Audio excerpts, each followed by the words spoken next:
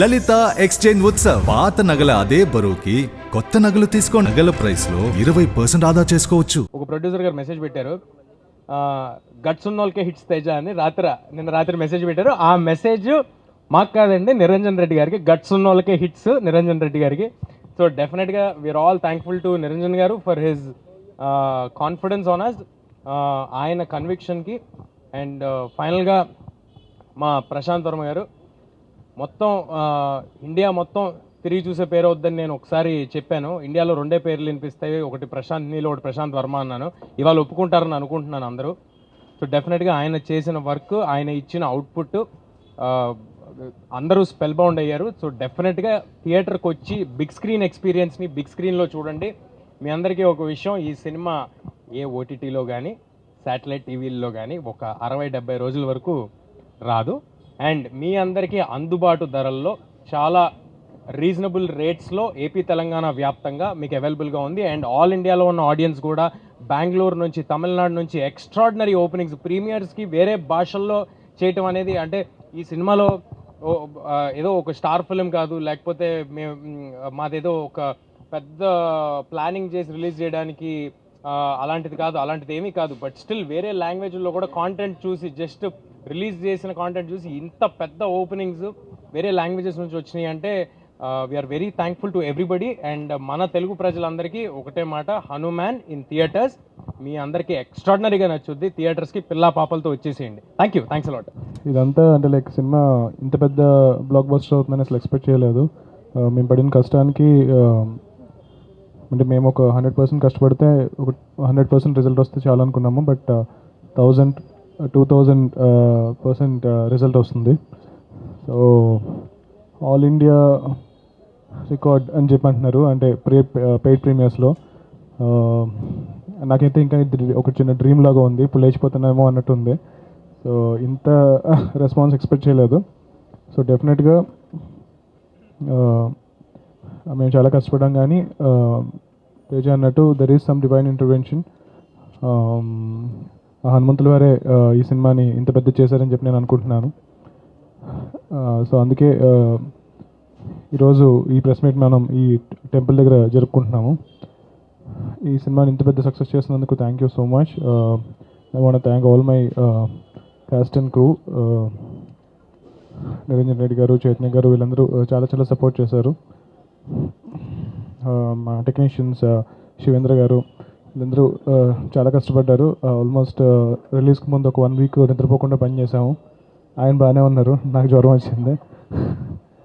ఆయన అయితే మరి 2 సినిమాలు చేశారు సైమల్టేనియస్గా. సో ఈ సంక్రాంతికి చాలా టఫ్ కాంపిటీషన్లో సినిమా రిలీజ్ చేశాము.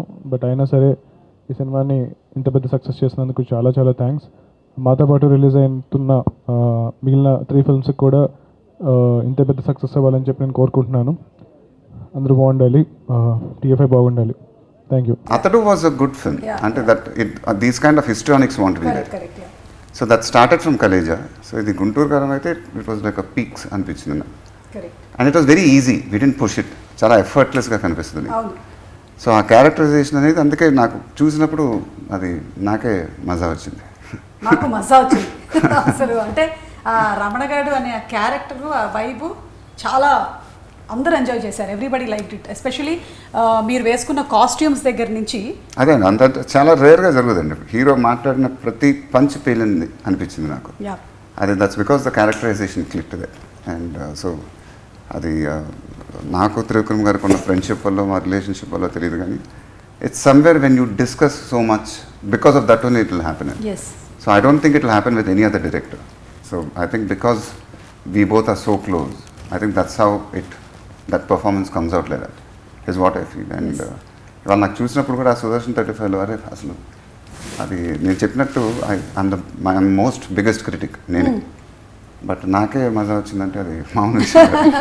ఎప్పుడైనా సరే ఒక యాక్టర్కి వాళ్ళ పర్ఫార్మెన్స్ని వాళ్ళు యాజ్ అన్ అవుట్ సైడర్ చూడగలిగారు, ఎంజాయ్ చేయగలిగారు అంటే ఇంకా అది క్లిక్ అయినట్టే. అదే. అండ్ ఫర్ మీ సుదర్శన్ 35లో నేను దూకుడు చూశాను లాస్ట్ నాన్నగారితో. దాని తర్వాత సుదర్శన్ 35కి వెళ్ళా. ఓకే.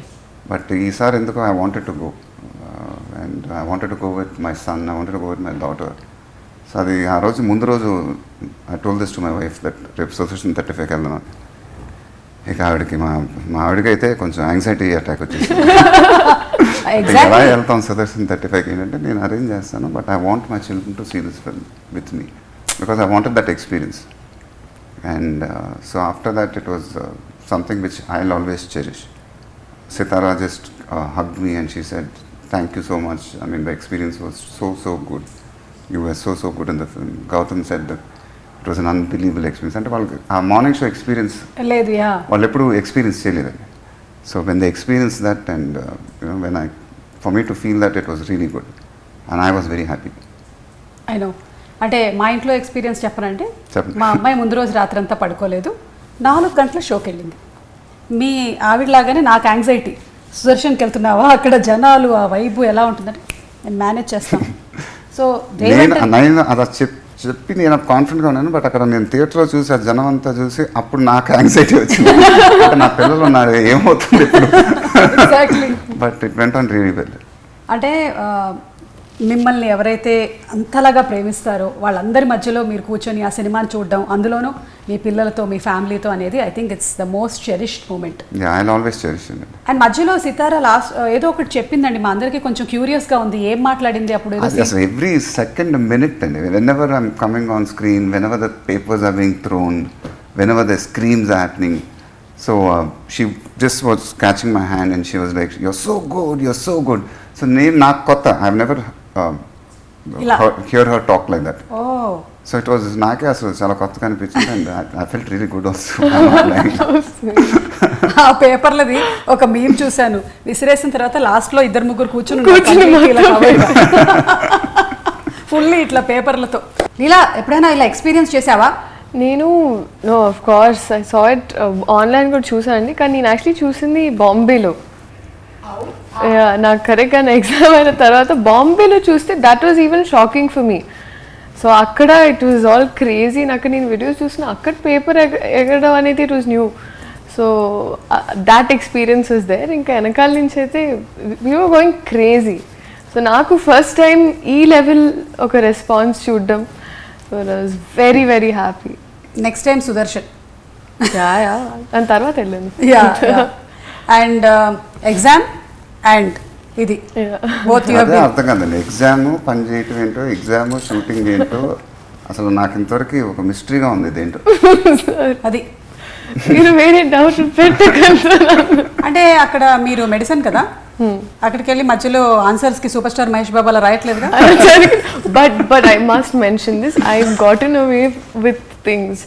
అంటే గుంటూరు కారం అంటే మాకు మా ప్రొఫెసర్స్ అందరికి, సో అక్కడ బికాస్ ఇట్స్ ఇన్ బాంబే, వాళ్ళందరూ కొంచెం నేను చెప్పాను కూడా, సార్ మీ వల్ల నాకు కొంచెం వైవాలో ఎక్స్ట్రా మార్క్స్ వచ్చాయి సార్.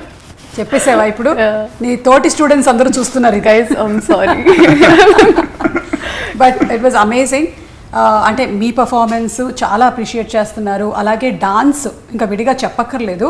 అయితే మహేష్ బాబు గారు మీరైతే డాన్సులు ఈసారి చించి అవతల పాడే చించి ఎర్రగా తీసేశారు అసలు.